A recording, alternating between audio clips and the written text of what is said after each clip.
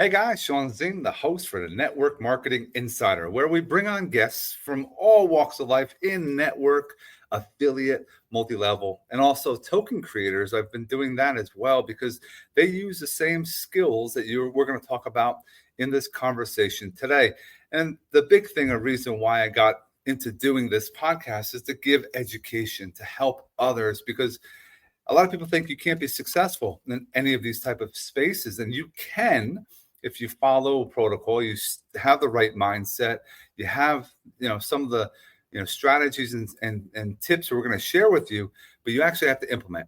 So before we even get into it, I want to remind you, if you're watching us on YouTube, drop a comment where you're watching from, hit that like button, hit the notification bell, and then subscribe. Share the video as well. If you're on the audio on any of those verticals, give us a rating at the end, please. And one last thing is reach out to my guests.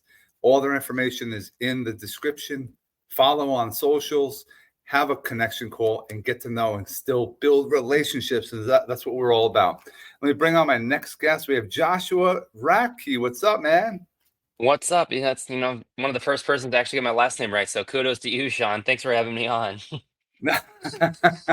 I there's times I really botch it, but I've been doing this for a while, so I kind of figured out how to pronounce things, and then you just try. Hey, and if you fail, hey, you fail and you learn. That's what I always tell people. Hey, that could be the Right. first mess up we have. Without further ado, I appreciate you coming. I always ask my guests, who are you and why did you get into network marketing?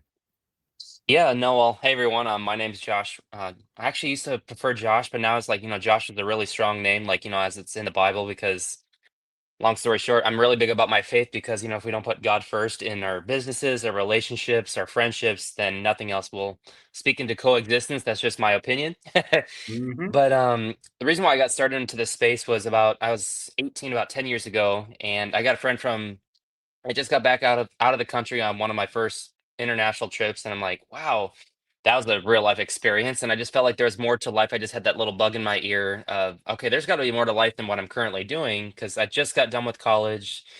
Then I took a break, had that gap year, and one of my friends reached out to me, and because she made a post on Facebook, like, if you could go travel anywhere in the world, where would it be?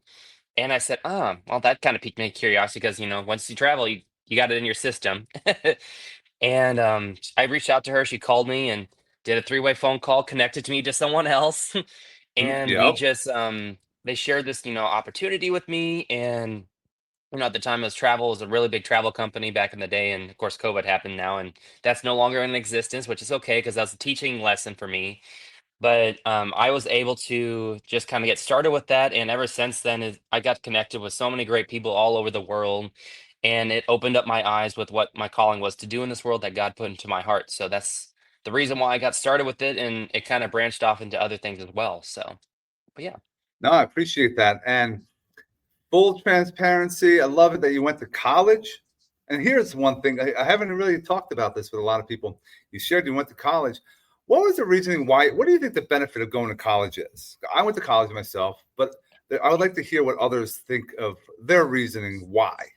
Yeah, so I always tell people, I'm never against people going to college. Like I'm glad that you want to further your education because education is always key. Because the more we learn, the more we earn. But however, I just didn't see the fact of like all my buddies that I'm not we split ways after high school because my high school shut down midway through midway through my sophomore year, so we all kind of ventured off to different schools.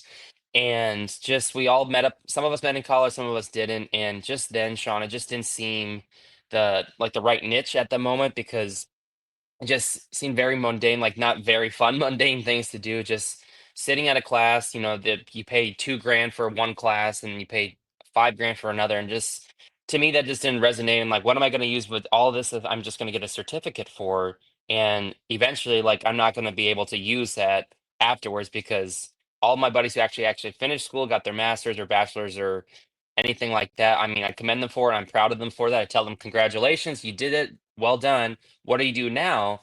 They're not even using their degree anymore because there's no jobs for that career that they went through. And that to me, I'm like, I can't put myself through that because that's very devastating to see that because of all that hard work, all those late hours, all those all-nighters that they done, and they weren't able to fulfill that. So I just went a different route. and I haven't looked back since. No, it's something. I mean, I became a teacher, so that's why I had to go through college. But I know, yes, a lot of people go either to a trade. You might Mhm. become a mechanic. You might become. My daughter is going to be in cosmetology, so you never know. But yes, a lot of times I think college is for networking. It's building your community. The friendships you having in college are where you're going to make more money with. High school friends, you're probably not going to make money with, but the college friends, because they have similar mindset, that will allow you to be successful. But that's what I think. Picking back with, you know, building relationships. That's where you can get a lot more in if you go to college. But yeah, you spend a lot of money. It could be a waste. It could be a lot of debt you're going to have to incur and then pay off after you're done. But having a side hustle is no matter if you have a 9 to 5, having a side hustle can help you pay off things as well. So, how do you find time when you first started to lead generate, to find those opportunities? What were some of the ways you did it then? And then have you changed? Yeah, so first things first, just kind of like with what I did with that, because when you first started something with any career, with any job, with anything in life, full transparency, you're gonna suck at it. And I absolutely sucked at it. But then, with the right mentorship, they kind of like said, hey, just keep it simple, be real, be authentic, and just talk to people and connect with them. So that's at first I didn't do that because it was like, oh, this is so cool. It's better than sliced bread. I just just word vomited on everybody, and just people weren't kind of understanding why I was doing. They thought I was crazy for doing that and not finishing with school. You know how that goes. We always hear that all the time. But I decided, you know what? I'm just gonna stick through with it because I just, because my friend, my mentor to this day, I still talk to her every single day. I thank her every day. I said, if I wasn't for you, I wouldn't be at the situation where I'm at right now. Just, creating memories, creating lifetime memories with everybody. Money comes on the side, great, cool, but it's not about it's excuse me, it's more about the networking. It's more about the relationships and the connections that you make. And now 10 years later, it's easier for me to talk to people. Like, I got connected with you via social media. I just made it simple as like, hey, Yep. love what you do. What is it that you do? Like, it's something like that, like keeping it real and keeping it simple. And I usually tip one line that I always tell people: are you open? If someone tells you that they're not open, then they're closed, then it makes your reaching out easier, and also just having a system in place to kind of help you out with that as well. And so Hey, every no that we hear is it's not not not no. Yep. a no. It's not never, unless it's Mhm. down the road. And we don't want to pester people. That's why Nope. you have to have a follow up system. You might have put people into a group. You might have drips that you're doing, consistency on social media, email, text messaging, however way you're following up. That's the key. Once someone says completely, I'm done. I don't want to hear anything more, Sean. I'm done. Okay, get off the list. Otherwise, it's just giving more information so someone can make a decision to come join the opportunity that you're involved in. Yeah, exactly. And I'm kind of glad that you mentioned that because I'm a little old school when it comes to reaching out to people. Like I purposely don't have anything on my social media with what I do for this space, just because I want to create curiosity for people. I always I've always learned to just like, if you don't want to, as my mentor always says, if you don't want to be the poop in the swimming pool, you don't want to post on social media what you do for a living. But to each their own. Whatever works for you. I'm not gonna knock on that. If that works for you, great. If not, that's just always the way I was trained. And I always purposely have it like, like what I do. Like, I love posting about fitness because I'm a fitness coach of 10 years. I love talking about my faith because I'm very open about that. I love God, and He's the reason why we're all here today. Like, if it wasn't for Him who died on the cross, we wouldn't be having this conversation today, Sean. But that's all I really do. So, and if I just reach out to you and you're in a message, I just keep it simply like, hey, thanks for liking my post. Like, how are you? How are we connected? And that just sparks curiosity. And it's like, wow, this person's actually real. They actually care about what I do. And eventually, like, I just say, like, hey, I would love to connect more on the phone. What's your number? And they give me their phone, and we just talk on the phone and let them do the talking and listening. A tip of the day, too: let them do the talking so that way you can listen to them, because people right now are so muddled up with this past, pandemic. Or I don't want to go down that road. I will say something. I'll say pandemic. They just really want to be heard, and they want that sense of community again. And that's why I always typically just let them do the talking. And eventually, if they ask what I do, then I share. If not, I'm just there to listen to you, just to kind of like, connect with you and learn more about you. Because if I want to be your friend or eventually be a business, associate, whatever the case may be, I want to make sure that I care about you before I care about what I want to do with reaching out to you. So. I like that. And I agree. The direct message, the things that everyone, you can't see what we go on with. We go into our phones, the direct message, that's where the power is. But like Josh was saying, doing posts about fitness, your faith, do you run in just those two, or do you have a couple? Like some people have like 3 or 4 little areas that they're kind of posting about. But he said he will engage and then try to get to a messenger, like I always teach people, then get to a phone call and you have a conversation. Then you might have a video call, then meet in person or what have you. Those are key. I always see a lot of people teaching copying and pasting. And they're always, you got to be personal. This is a business. You should take some time. But you can also, if you're not as creative, use Chat GPT. What do you think about using that platform? Two things, being, I don't know what if I'm a millennial or if I'm a Gen Z. I think I'm at the cusp of it all. That's a great area for me. But I used to just, be like old school. Like that's the thing with the space. You used to have to be good with your mouth, as I've always been told, which is fine to an extent. But however, you got to think about the next person that s- comes into your team or your organization. If they're not comfortable talking with them, if they see what you did to reach out to them, to talk to them, to get them started, then they're more than likely feeling like they have to do that. And that's not going to likely, work for them because then they'll get upset, they'll quit, then they blame you for all their issues. That's a whole rabbit trail that you don't need to go down. So however, one of my buddies actually created, speaking of that, like a software that we use. I don't know, probably can't really say much with it, with what we Talk use, but about it. Go we ahead. use well names and all that stuff, but we do use a software that he created out of his basement. The guy's my age, like this, tech nerd. He's like, I just created something for our company. I'm like, oh sure, but it ended up to being something really great because it was in beta testing. Our company got to use it for the first time, and then now all these big five Fortune 100 network marketing companies are reaching out to him because they saw one of our marketing videos that we did, and they said, what is that? Like, we want a hold of something, we want something like that for our company. Because all these companies right now, Sean, I hate to say it, I have some really big friends in this space. They are a part of one company and they have to merge with another company. People don't know what's going on behind the scenes on that. And when a company merges like that, that means that that company that they're merging with, they're going out of business. B, they can't afford to pay their top income leaders. And Right. C, when they do a merge, those income leaders think that they get positioned at a certain spot, which is kind of like, to me, I don't understand how that all works, but most of them now, unfortunately, get paid a BDA salary, basically like a ghost position, and all that volume that comes in between with them. They're not able to, explain that when someone reaches out to them, like, oh my gosh, you just hit quadruple, I don't know, Yeah. Ruby and rhombus, call it. diamonds. Yes. And yeah. Yeah, they hit it so quick is because, they were able to, they get paid like a salary position on that. And then when the company just goes out of money, that's why they merged into a whole nother company, because that's how this industry right now, it's given a bad taste for some people. And that's why a lot of people are like, ew, no, network marketing or affiliate marketing, I don't want to do nothing with that. That's why I love with what I do with my company. I'm not trying to be biased here, but it's very simple. It's real. It's authentic. We have a system that we can use to reach out to people. Well, actually, it's a tool to reach out to people with. It's able to track to see if someone's looking at it, and then we also created a system for ourselves, just so that way it's like an education platform, because we want people to be educated. Like if someone sends you a response like, I don't have the time, I don't have the money, I don't know if I can do this, you can put that into one of our assistants that we have, like our Chat GPT. I think that's what they call it.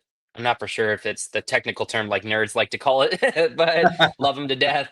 And it helps like if I'm not available for one of my teammates, they can type in that response and it would give them a response. And that to me speaks volume because it allows everybody to win here. And that's one thing I love about it. And his primary goal with it is to let the person who has no experience in the space to get their one sale or their one enrollment, just to make them like, wow, this is really fun. I can do this.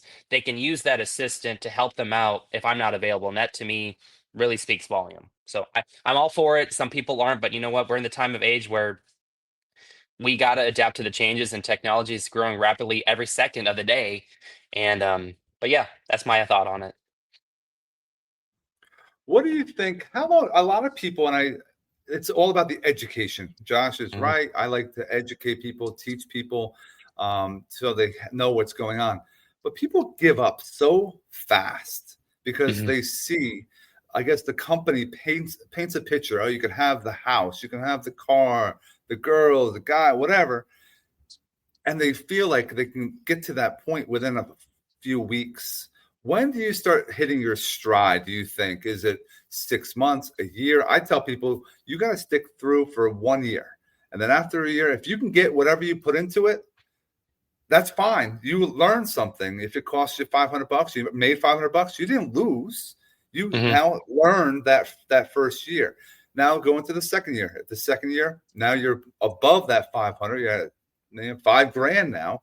You're very successful. It's going to take you some time to really get into a stride as well. What do you think? What's your So take? I always tell people, well, I mean, I tell them the book of Matthew, chapter 6, I think it's 33 yeah, 33 and 34 because they tie together, don't seek the money, don't seek the fame, seek, oh my gosh, I'm trying to brain fart on that one now. That was like my confirmation verse. I should know that. But basically it says, don't chase the money, don't chase the fame, seek first his kingdom and all his righteousness, and everything will be added. I say that to them because it tells them that yes, you can make money here, but there's no guarantees of income, but there's also no guarantees of life. And your success journey is different than another person's. Don't let someone else's success um, be the factor of you how fast you can run with your success. But I always tell people, like, yes, give yourself a commitment to yourself. Focus on a season of your life where you have to cut out all the distractions and focus on what you truly want to do. That's why it's so important, so important to know your why you're doing this space, why you're doing this. Because if you're not doing it for like most people, yes, they want time and financial freedom. I think that crosses off everybody's bucket list. But dive deeper, like it's maybe because I want to spend more time with a loved one who's sick in the hospital. And I can't get time off of work, or it's um like I just got done moving this past weekend. I was able to help someone out move. Like that's to me like speaks volume. Like I didn't have to worry about, oh, I got to request PTO. Like I was already there to help out with that. And just kind of like everybody's success journey is different. And I always tell people from one of my mentors, many years, we call him the Godfather because he's God first, business second, and then family. Well, God first, family, then business. Excuse me, don't want to get that wrong for him, but he always tells me comparison. Don't let someone else's success ruin your journey, but also all comparison leads to disappointment. So you just got That's to great. focus on you. Yes. And I know you're in the fitness space. I love getting yourself into shape.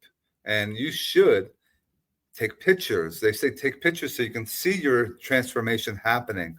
Videos help with that as well. It's not being, oh, you're being conceited, you're sharing your, no, because some people, when they're younger, might have been overweight. And then look at them now because they put some time in instead of taking some medicine to put it to a different level.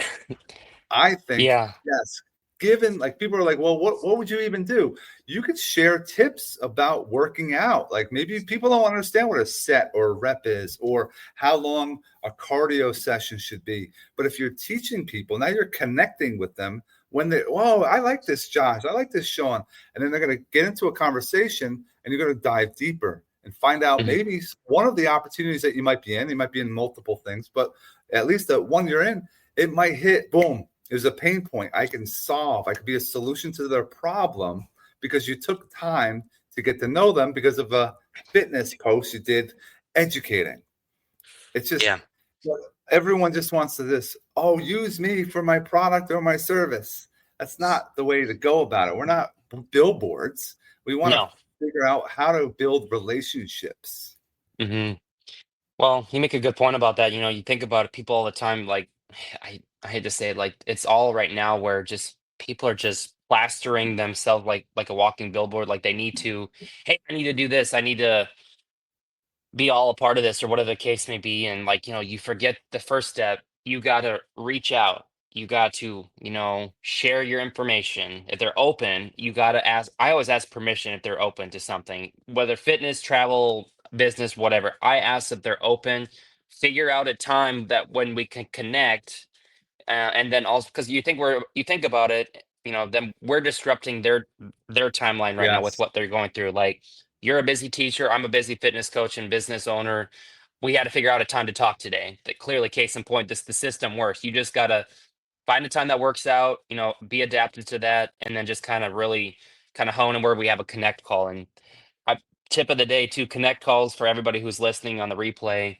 Connect calls is what makes the bread and money in this business. Yes, you could be good with your mouth, great, cool. However, if you don't know any of the information, if you get started in this space, my one liner I always tell people, I don't know, but my friend Sean knows. I don't know, but my friend Bill knows. It to me, then that person's like, oh yeah, okay, cool. And then you get them on the phone, let them do the talking, and you just another tip, my mentor always told me, he says, whenever you have a connect call with someone, you shut up. Let them do the talking because if you start talking, that's disrespectful not only to your friend that you're trying to, share some information with, but also to the person that you asked for a connect call to be on because they're the expert. If you're talking all the time, like that person just they don't need to be on the phone, they just hang up. Like out of respect for them. So and just yeah, no, that's a one thing I've always been learning over time. That gets better over time, by the way. Not everything is perfect. I've learned in this space. You just got to slowly but surely kind of do what's right for yourself, but also just make sure that you're, following the steps. If you just stay plugged in, stay consistent. I always tell people think of a bison. A bison is one of an animals that's known, like in the state of Kansas here, that they are formerly known for like the persistency to like the extreme cold, the extreme heat. They're always on the go, Mhm. like wherever they're at, and that to me just kind of you wouldn't think about comparing yourself to an animal, but just be like a bison. Be prepared. Be whatever adapts. Because champions always adjust. Quitters quit and winners win, and we just can't, let it define us. We let it refine us. So, mhm. I like that. I want to continue down this connection call. I do this. I've been doing that for many years now.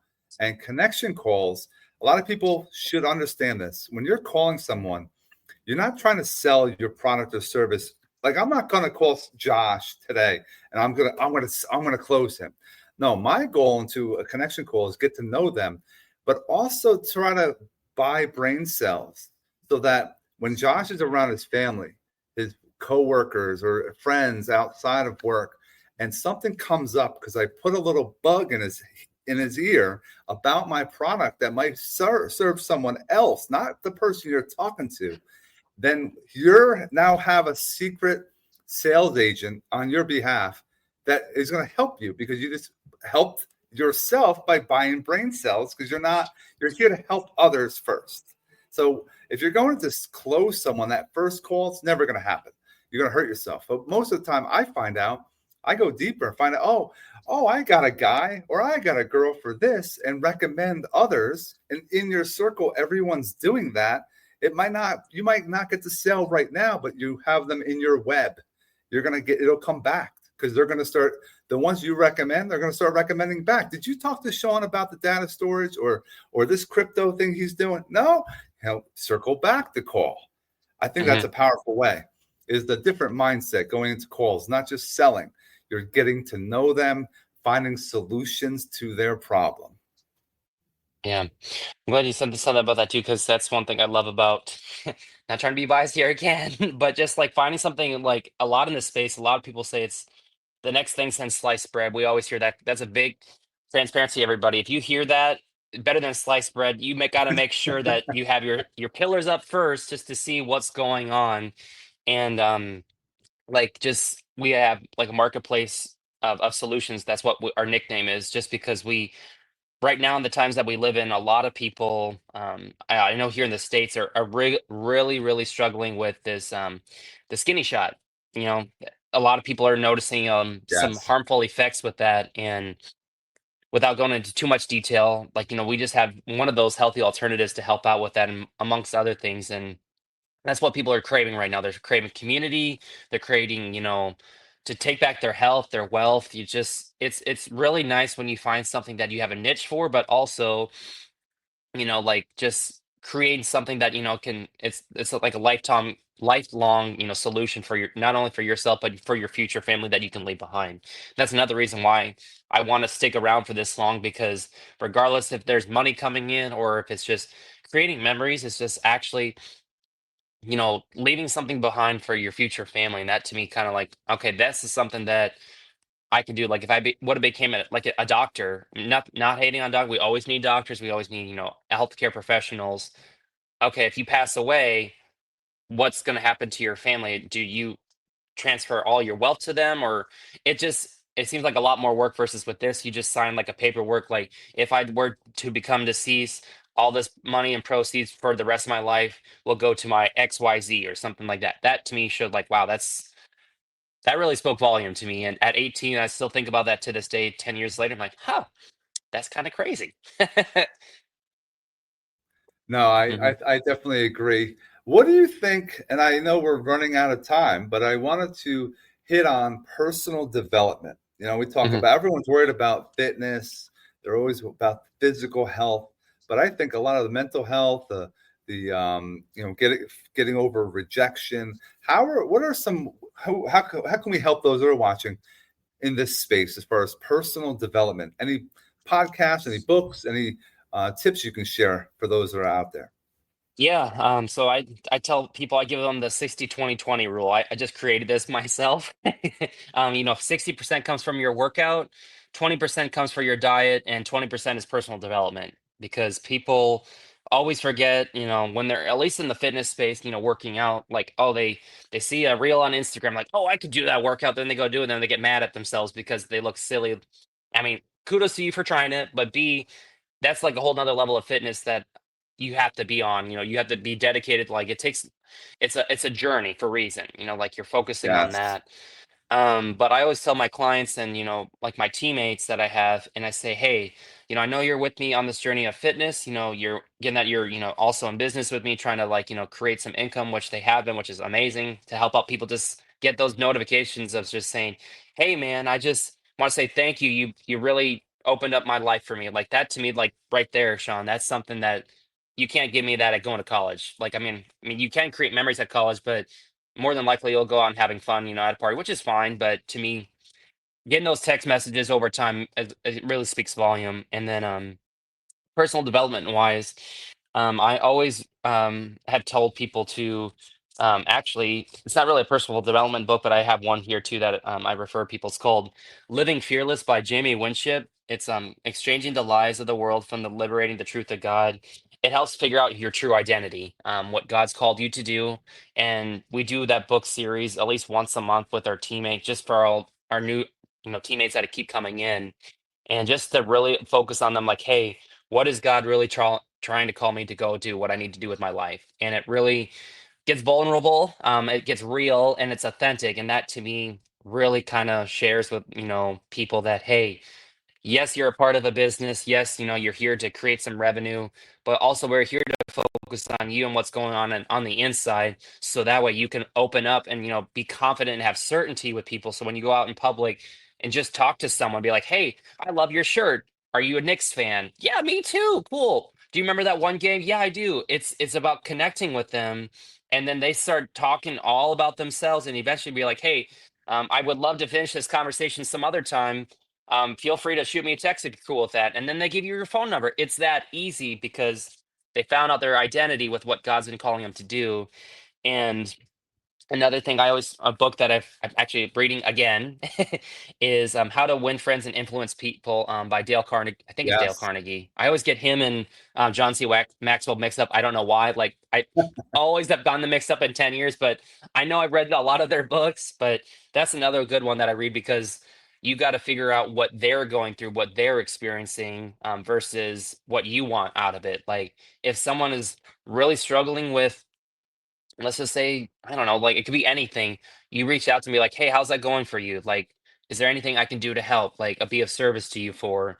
we're in the people business. Like, you know that as a teacher, you're there to help out your students. You're there to engage with them. Like, what can I do to help you learn better? Because you want to make sure that the students of this world are going to learn some valuable things versus I always call it jargon, but that's what we call it here, in Kansas. Um, but you know what I mean with that. So, but that's my standpoint on that. And there's countless different books that I could list off, but those two are the top ones that we always read as a team in our group. Like read 10 pages a day, just to kind of like really engage with everything. And then we hop on a meeting and just say like, hey, here's kind of what the over the next 10 pages, and then we just it's like a podcast like this. We all like, get like a couple minutes to share. We respect each other's times because we know timing is valuable, and we just go from there. And it's a fun thing to like have that like, hey, I just joined this business, but also I'm learning about what I need to do, what God's been calling me to do, and that to me really helps out with that. And I always tell them to, and I'll wrap with that. My mentor always tells me I'll do today what others won't, so I can live tomorrow like others can. So. That's a great quote, and I love the 60-20-20 rule. That's fantastic. Those that are watching, again, 60% for your workout, 20 for your diet, and 20 for personal development. I like how you added that into the mix. It's powerful, and yeah, it'll help. For those that are just hopping in now, shame on you joining us now, but you can wait until it uploads and then get us from the beginning.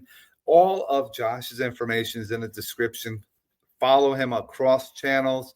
Make sure you reach out, have a connection call with him, see what he's doing, go deeper, find out if it's a fit for you. If it's not fit for you, it might be a fit for a friend. That's what we're hoping for, is having a conversation and continuing helping others.